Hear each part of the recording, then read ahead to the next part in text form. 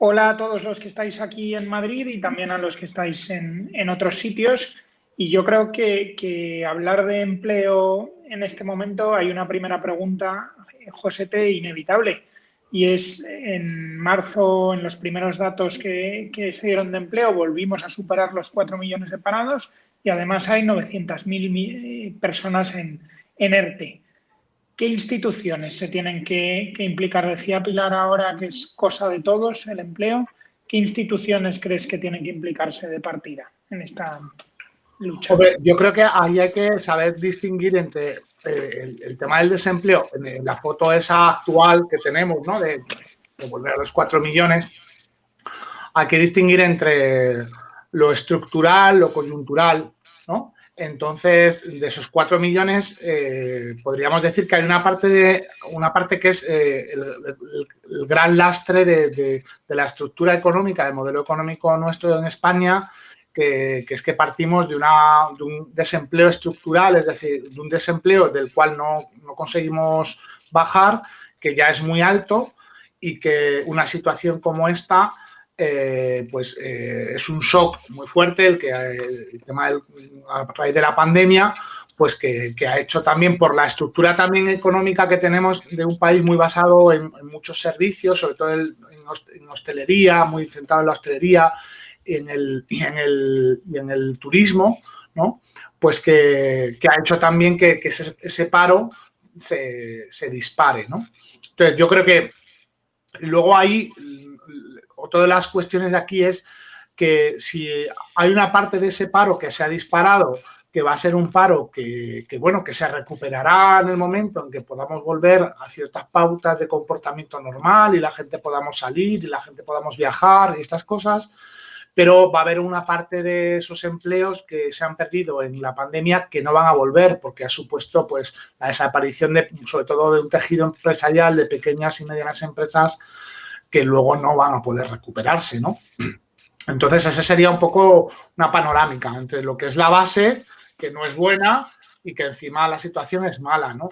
Entonces, en esto, yo creo que a la hora de superar el shock y la crisis, van a tener un protagonismo tremendo las instituciones públicas, ¿no? Porque se va a necesitar para afrontar esta situación una gran cantidad de recursos económicos y de acciones colectivas, que quien es el actor pues que tiene más recursos para eso y más capacidades va a ser los recursos públicos, pero para abordar el tema del empleo a futuro y mirar de cara al futuro, yo creo que eso no es una cuestión solamente de las instituciones públicas, sino que ahí está también, sobre todo el mundo de los sindicatos, de las asociaciones patronales, y yo creo que también la necesidad de un cambio de cultura económica dentro de nuestro país, que implica también al conjunto de la sociedad, ¿no? Los medios de comunicación, en una tarea muy importante de educación y de transmisión de un debate serio y de un debate pues fundamentado y no sesgado por la política, creo que también juegan un papel importante.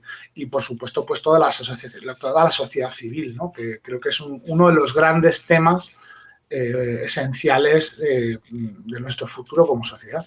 Entonces, ahí yo creo que estamos todos implicados, ¿no? Aunque ya en este primer momento sí que evidentemente las instituciones públicas van a tener un papel muy importante, ¿no? Vale, y oyéndote me surgen dos preguntas.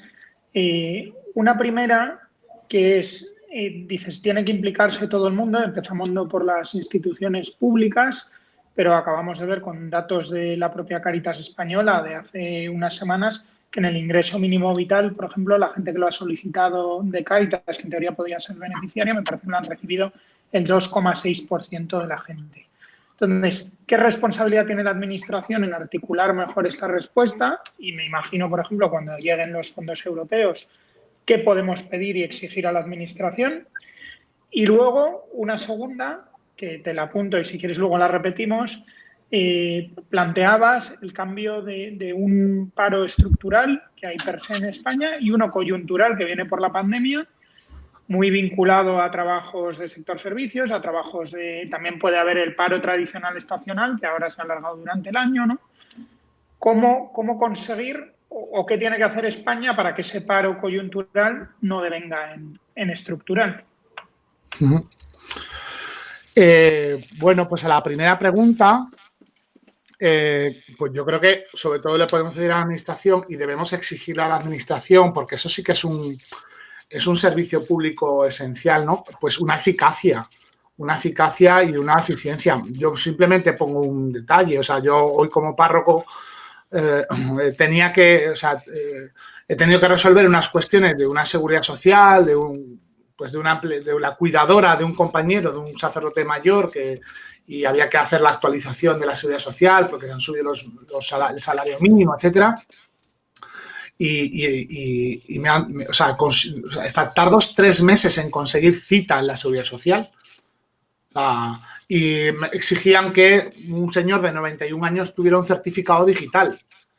La locura, ¿no? O sea, que además es como encontrar sangre de unicornio a veces, porque porque hay que instalar el Internet Explorer o Firefox versión no sé qué, ¿no? Bueno, o sea, yo que soy ducho en estas cosas de tecnología y tal, que se me da muy bien, o sea, todavía tengo un problema para mis certificados digitales, que los tengo que utilizar muchas veces, y esto ha sido, y además, en la situación en la que estamos, se ha visto que es una herramienta muy útil, muy necesaria, pero te encuentras todavía con una administración pública pues muy esclerotizada y que necesita también una reforma urgente, ¿no? Entonces, yo creo que le debemos pedir pues esa eficacia, esa eficiencia que es secular, ¿no? O sea, yo me acuerdo en mis tiempos pues cuando empecé de cura, 20 años, que el Ayuntamiento de Madrid le debía a Cáritas de Usera, le debía pasta, o sea, porque nosotros íbamos adelantando los remis y estas cosas, y entonces al final de año yo me iba a la Junta del Distrito y tenía que decir al concejal, oye, que me debes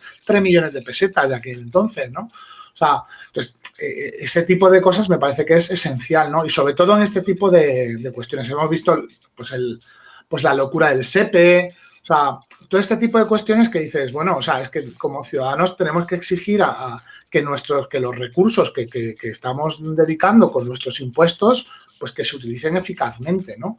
Y eso creo que es una cosa, de todo el mundo también, ¿no? O sea, yo creo que una cultura también del servicio público, ¿no? O sea, el funcionario que tenga una vocación de servicio público, que muchos lo tienen, pero a veces eso también hay que trabajarlo. La propia sistema de organización de la administración y de los distintos cuerpos de funcionarios.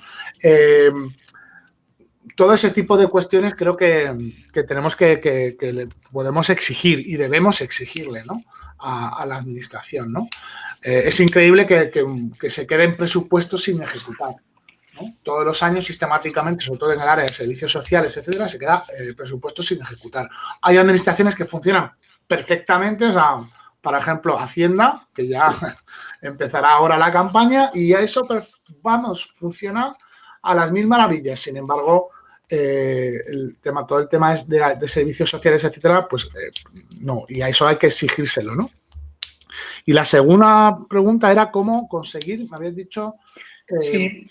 Bueno, si quieres te meto una entre medias y luego volvemos. Sí. Era de paro estructural y paro coyuntural, el cómo puede devenir parte de este paro coyuntural ahora por la pandemia, que hay mucho del trabajo, por ejemplo, el paro tradicionalmente estacional, que ahora casi se prolonga, ¿no? Por la crisis del turismo que hablas. Pero una breve duda antes, bueno, ¿y qué hacemos o qué se puede hacer también desde tercer sector, desde Cáritas particularmente, desde la Iglesia, con las personas que han tenido ahora problemas con el SEPE? Las puertas van a, ¿no? Que ya se ha dicho que va a haber gente que no va a poder cobrar el ERTE por el error del SEPE. ¿Las puertas de tu Cáritas parroquial están abiertas para ellas? Claro, claro. O sea, hombre, yo creo que muchas Cáritas parroquiales nos estamos viendo, pues eso, pues primero que estamos siendo el colchón financiero, o sea, es decir, los recursos que tenemos, que son pocos, pero estamos haciendo un gran esfuerzo en las parroquias por dedicar más dinero a la atención de Cáritas, porque es que son situaciones de urgencia, o sea, son situaciones que no pueden esperar, ¿no? Y que bueno, pues ahí estamos. Cuando hablas con servicios sociales, cuando hablas con los que llevan la administración, pues te lo reconocen todo, te dicen es que es verdad, pero que es que está esto. Entonces yo creo que es un tema mucho más profundo de visión política y de reestructuración también de los servicios públicos y de la administración. Y yo creo que ahí hay sin duda una falta de liderazgo y una falta de planteamiento, bueno, estructural. O sea, eso lleva muchos años, ¿no? Entonces, bueno, de momento, ¿qué podemos hacer? Pues lo que hemos hecho, lo que pasó con la otra crisis, el colchón entre las familias, la solidaridad de la red social de la gente, familias, amigos, etcétera, y las instituciones del tercer sector, pues dentro de lo que cabe amortiguamos un poco el batacazo, un poco, que muchas veces es que no hay forma, ¿no? Las necesidades a veces son tan grandes que no puedes, pero de momento es lo que podemos hacer, ¿no? Y luego, por supuesto, yo creo que hay una dimensión esencial siempre en Cáritas y en la acción social de la Iglesia, que es dar voz a los que no tienen voz, ¿no? Y también denunciar esto y, hombre, somos gente con visibilidad. En la Iglesia tenemos una visibilidad, ¿no? O sea, yo tengo 1000 y pico personas todos los domingos en misa, tenemos redes sociales, etcétera. Entonces, dar visibilidad a esto, hablar del problema, decirlo, sensibilizar a la gente, pues es una tarea importante, ¿no? que podemos hacer. Y creo que ahí la Iglesia, pues a día de hoy somos la institución no gubernamental, o sea, de la sociedad civil que más impacto podemos tener, ¿no? Dentro de esa transformación, de esa sensibilización de la gente, ¿no? Y aparte los medios de comunicación, pero eso es otro tema. Bueno, aquí en comentarios están diciendo bueno, que las puertas de Cáritas están, por supuesto, abiertas siempre. Vamos, es público y notorio.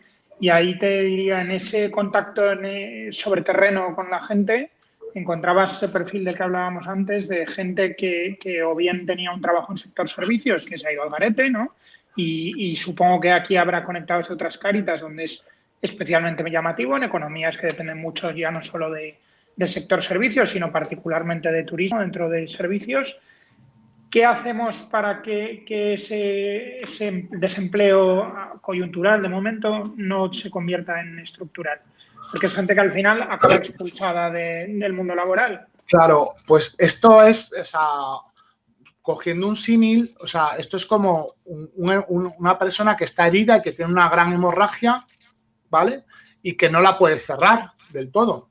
Entonces, la única forma que puedes conseguir para que no se te muera es metiéndole sangre. Es que no, o sea, es lo único que puedes hacer hasta que puedas cerrar la herida, ¿no? Pues esa es la situación de muchas pequeñas y medianas empresas, que es decir, que tienen una hemorragia que es financiera, o sea, es decir, que no están operando, que tienen unos costes fijos, pues de alquileres, bueno, pues de una serie de costes fijos que para poder seguir existiendo tienen que seguir costeando, ¿no? Y por lo tanto, pues un poco la línea en lo que se ha hecho, pero bueno, pues yo creo que o sea, que esto el tema de las líneas de crédito y todas estas cosas, pero yo creo que sin tanta trampa y tanto chanchullo que ha habido, ¿no? Muchas veces cuando abren líneas de crédito, que luego es a través de los bancos, que luego los bancos no sé qué. Entonces yo creo que ahí abrir todas esas líneas de crédito para aguantar a las pequeñas y medianas empresas, que son las que están teniendo las dificultades, de manera que no se mueran porque se desangren, ¿no? Para que cuando se pueda volver a actividad normal puedan volver a contratar. O sea, por ejemplo, yo es que pienso, o sea, yo qué sé, el que tiene un bar en la playa, ¿no? Un bar en una zona turística, ¿no? Pues es que tiene que pagar el alquiler, va a tener que reponer mercadería porque se le pasa de fecha, va a tener que seguirá todavía que tener que pagar seguros, etcétera, etcétera. Y si no tiene ingresos, pues eso, si el bar lo aguanta, el día que pueda abrir, abre la puerta y contrata a un camarero o a dos o a los que haga falta, ¿no? O sea, pues esta es un poco la idea. Y eso con cualquier otra pequeña o mediana empresa, ¿no? Entonces yo creo que eso es lo que... Es verdad que esa es la política que se ha hecho, pero volvemos otra vez a lo mismo. La ineficacia que muchas veces las administraciones públicas tienen a la hora de poner en marcha esto, ¿no? Ahí en los comentarios, de hecho, se ve dos tipos de enfoques en el tema que planteabas de la eficacia en los impuestos. Que alguno comentaba, mayores impuestos, otro decía usarlos mejor. Ahora, viendo a qué se destina las partidas de gasto del Estado, hay una parte importante que es pago de deuda, que va a seguir creciendo, parece, ¿no? Con déficits y con el dinero que, bueno, el europeo va a venir muy barato, ¿no? Pero con el dinero que vayamos a tener que ir devolviendo. Y hay también una parte de, bueno, al final pensiones, sanidad, o sea, no son partidas. ¿Cómo se puede gastar mejor y qué esfuerzo pedirías ahí a la clase política?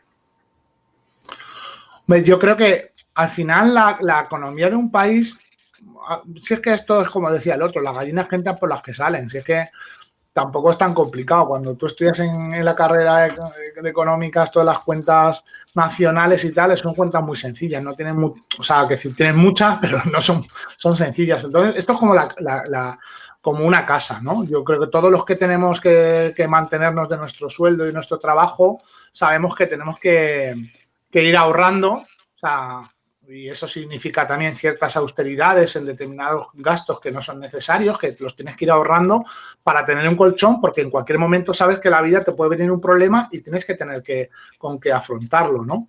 Entonces, claro, un sistema o una economía que sistemáticamente pide prestado, pues no es una economía sana, ¿no? Entonces nos hemos encontrado con que en los tiempos en los que veníamos de una época buena y en la que todavía seguimos incurriendo en déficits.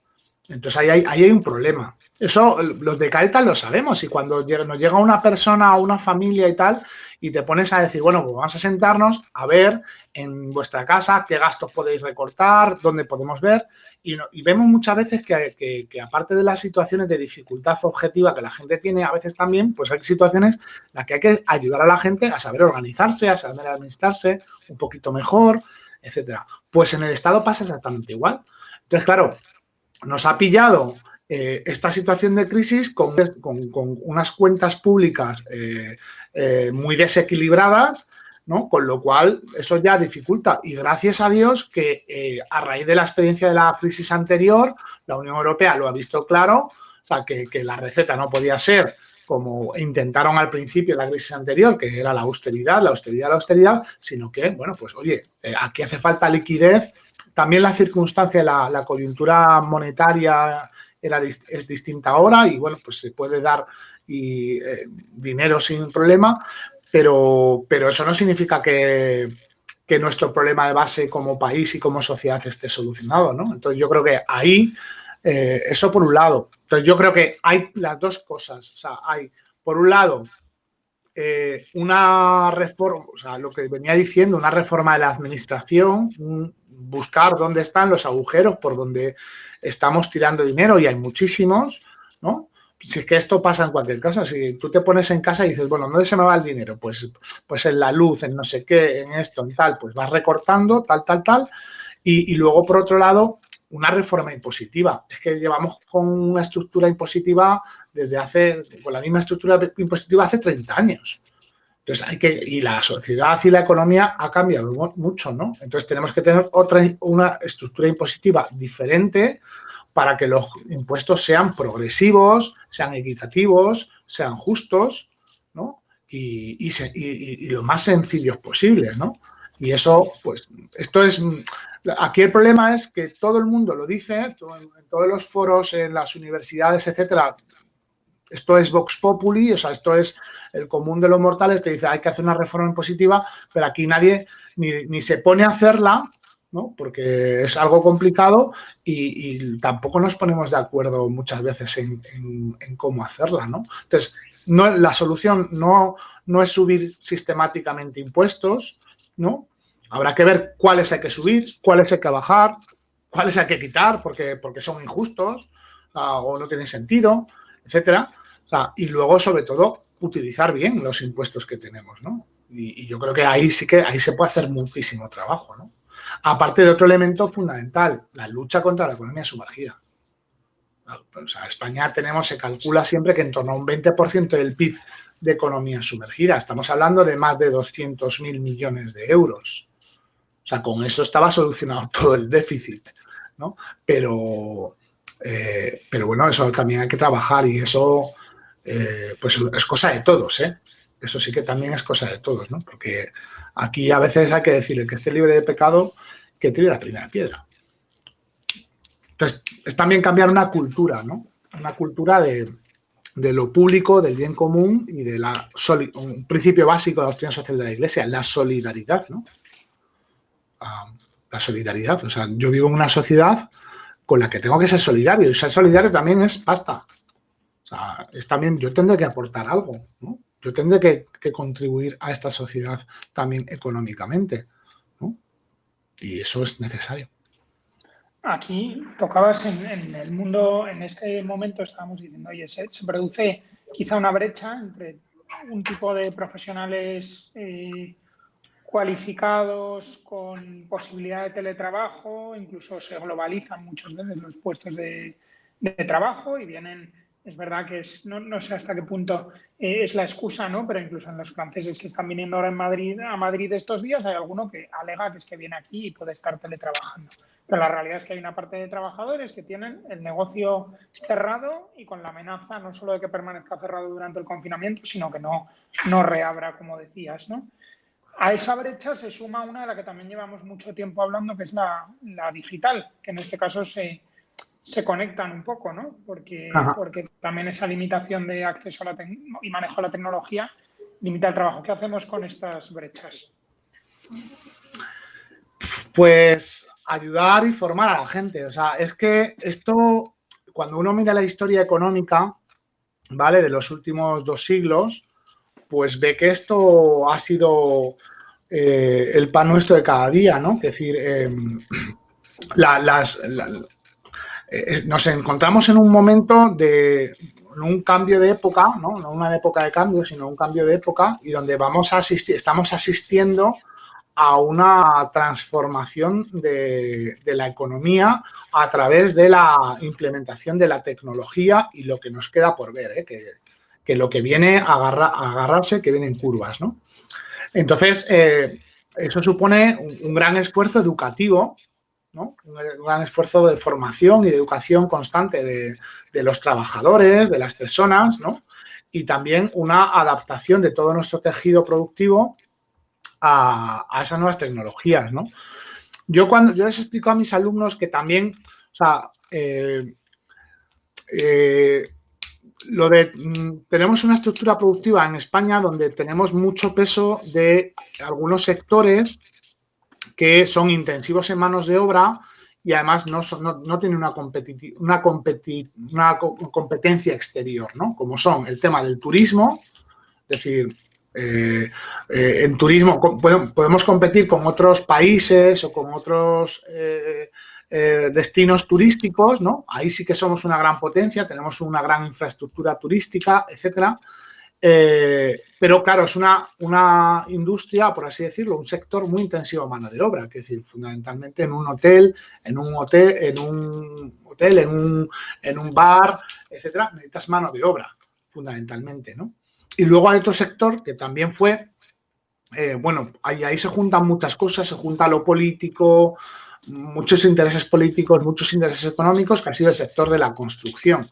O sea, es una cosa que uno no acaba de entender como un país con la cantidad de viviendas que tenemos viviendas más que de sobra para toda la población, pues tenemos un problema con el precio de la vivienda, con el precio del alquiler, etcétera, ¿no? O sea, esto es algo que no tiene ningún sentido y es porque hay mucha mano política por detrás y mucho interés económico, pero que también es un sector que se promovió mucho porque es muy intensivo de mano de obra también, ¿no? Pero también es poco competitivo, tú no exportas casas, las casas no coges y las metes en un avión y te las llevas fuera, un hotel no lo metes en un avión y lo llevas fuera, ¿no? Entonces, lo que también esto está poniendo de manifiesto es que o cambiamos o hacemos verdaderamente una transformación de nuestra estructura económica, de la estructura económica del país, y eso es decidir a dónde vamos a animar que el dinero vaya, porque al final esto es inversión. ¿Dónde va el dinero? ¿Dónde van los flujos económicos, los flujos monetarios, los flujos financieros? ¿Dónde colocamos, ¿no? ¿En qué invertimos?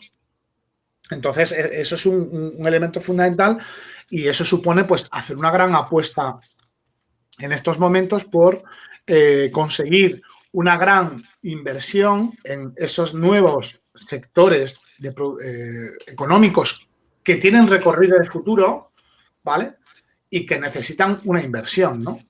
Entonces, y que no solamente pues una inversión extranjera, sino que tiene que ser también una inversión nacional. Y eso supone, pues desde, por supuesto, unas políticas económicas bien orientadas hacia eso, un cambio también de cultura de inversión y de cultura empresarial en nuestro país, ¿no? Y de emprendimiento, de futuro, de querer crear empleo, de querer crear empleo de calidad, etcétera, ¿no? Entonces, ese es otro elemento fundamental para poder hacer esto. Hay un participante que reprocha que pensaba que iba a ser más aterrizado y menos una visión más micro quizá que el debate tan macro. Y entonces, por llevarlo a ese terreno, aunque te digo que también hay preguntas más macro, pero bueno, por llevarlo un poco a ese terreno, sí. ¿Qué buenas experiencias conoces de Cáritas y que crees que pueden ser casi como modelo para otros participantes de otras Cáritas? Yo, por ejemplo, hablaba el otro día con un párroco que ha montado un sistema de microcréditos, de hecho con Cáritas Diocesana de Madrid, y hablaba también con otra parroquia donde ha montado una cooperativa de crédito. ¿Qué tipos de iniciativas ves que en un escenario de dificultades para el acceso al empleo son útiles?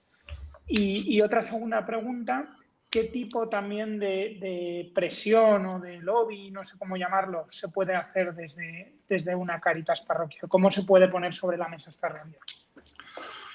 Yo, o sea, iniciativas que conozco, o sea, todas las que va haciendo el programa de paro y conciencia social de Cáritas Madrid, que siempre fue pionero en esto. Entonces, por ejemplo, esto que se está hablando de los microcréditos o de las cooperativas de crédito, que también ha habido algunos sitios donde se puede hacer, ¿no?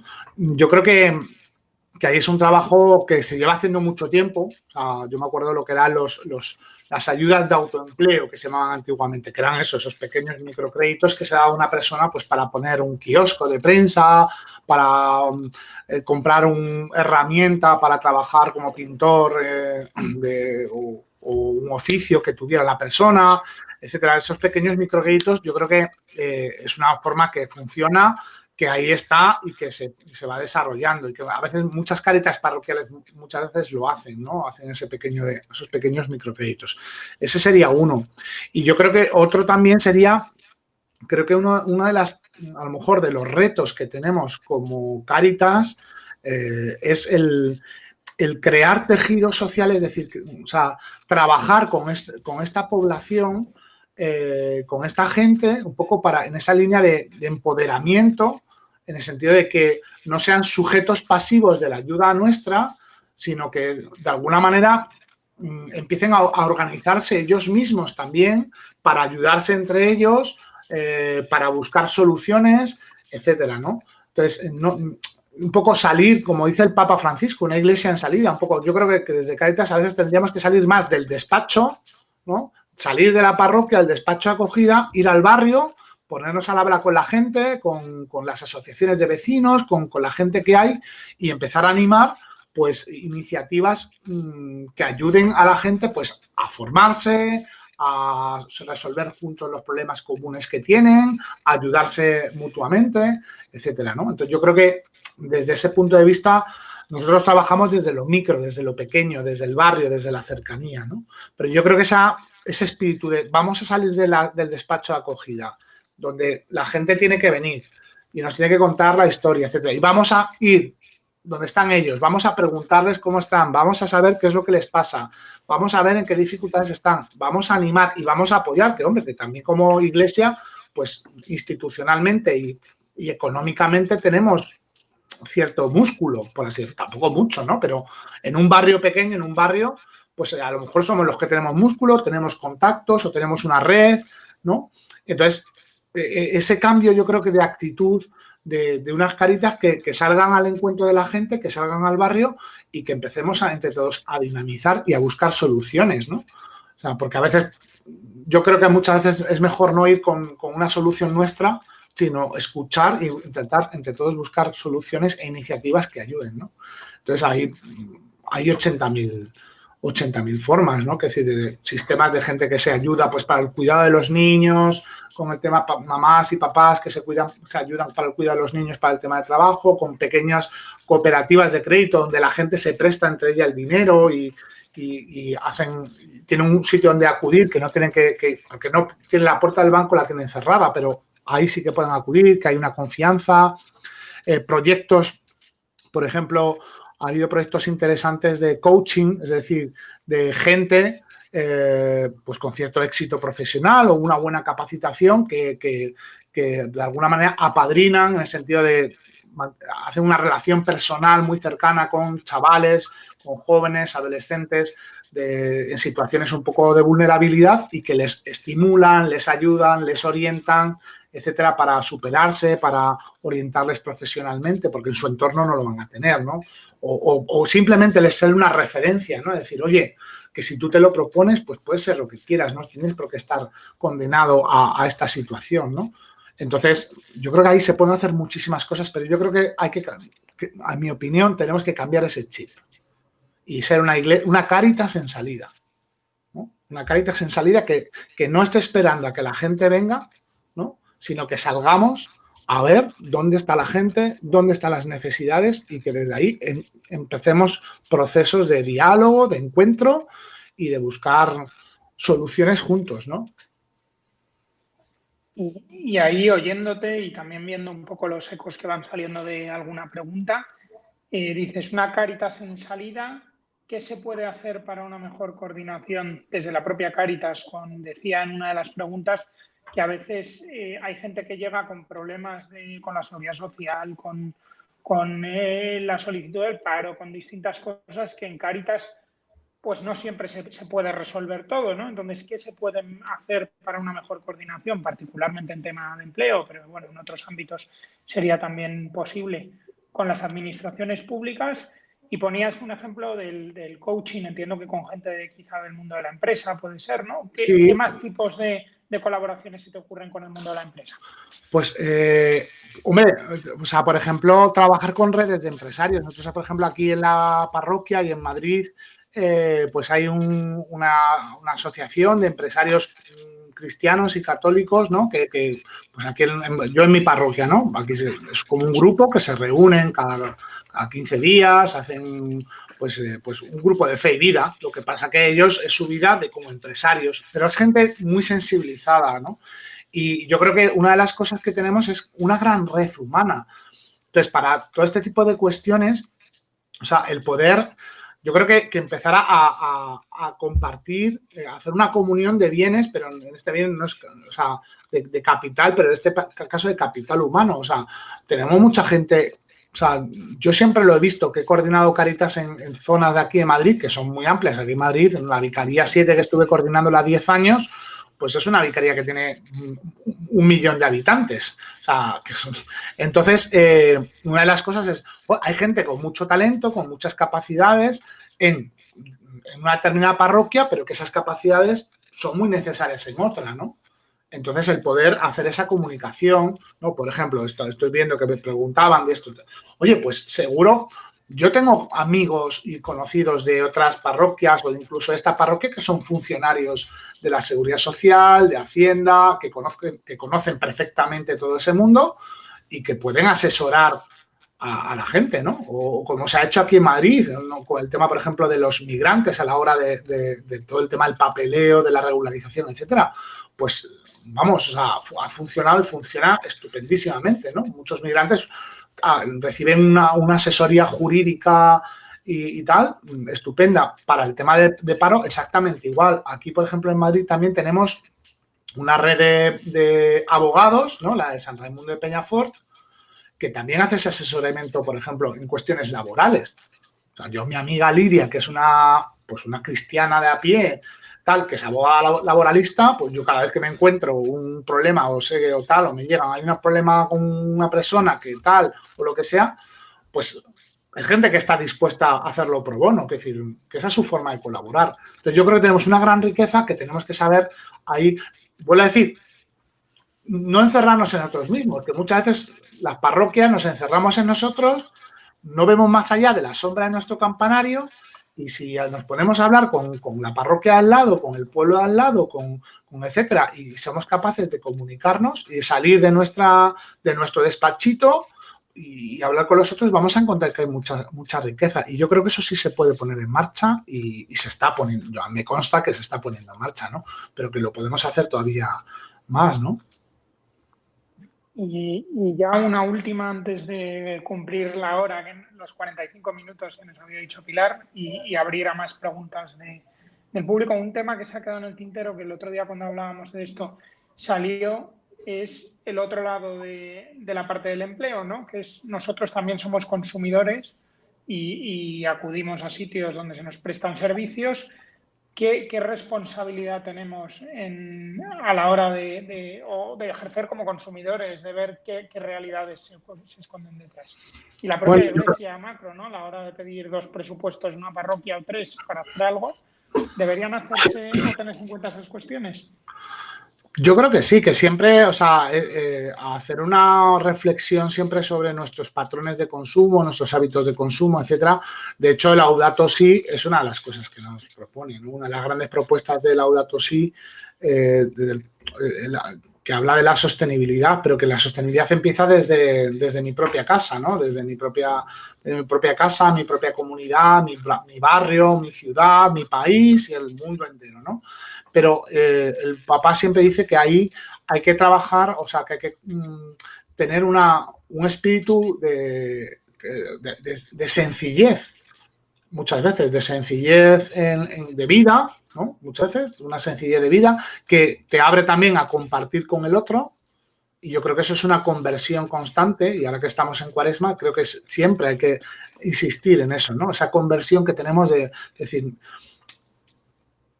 vivir sencillamente, no se trata de vivir cutremente, sino de vivir sencillamente, ¿no? Para poder compartir con los otros. O sea, yo creo que eso es un elemento esencial que podemos hacer, ¿no? Y luego, otra cosa también, pues como consumidores, pues buscar la información, ¿no? Y estar, o sea, hacer un consumo responsable, que siempre se ha hablado de eso, ¿no? O sea, es uno de los grandes temas que se ha hablado, ¿no? Entonces, yo creo que ahí cada vez tenemos más información sobre los productos que compramos, etcétera, ¿no? Otro elemento del que he hablado es el de lo de la solidaridad, ¿no? Lo de la responsabilidad y la solidaridad, ¿no? Yo, una de las cosas, aquí yo como párroco, que además tienes que hacer un montón de, que si una chapuza de esto, que si otra de no sé qué, no sé qué. Aquí siempre te preguntan lo mismo, ¿con IVA o sin IVA? ¿No? Entonces yo siempre digo, no, con IVA. O sea, yo con IVA. O sea, no, que me cuesta más, pues sí, ya lo sé. O sea, pero es que, o sea, ¿con qué cara voy a decirle yo a la administración pública que tienes que dar un dinero si luego yo soy el primero que no contribuye? ¿No? O que con qué cara voy a pedir yo una ayuda para una familia, o yo mismo, con qué cara voy a ir al médico, ¿no? A pedir un tratamiento si yo luego he estado racaneando en todas estas cosas, ¿no? Entonces, yo creo que ese sentido también de solidaridad que es importante que tengamos, ¿no? En esos niveles. Bueno, muchas gracias, José.